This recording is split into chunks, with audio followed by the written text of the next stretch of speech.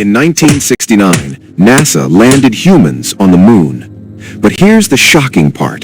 The computer that made it happen had less power than a basic calculator today. The Apollo guidance computer ran at just 1 megahertz, had only 64 kilobytes of memory, and no screen like we know today. No touch screen, no graphics, no internet.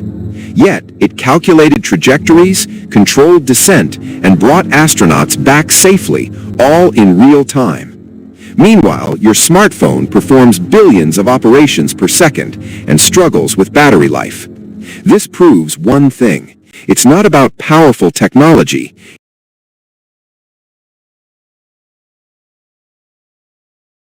It's about brilliant engineering.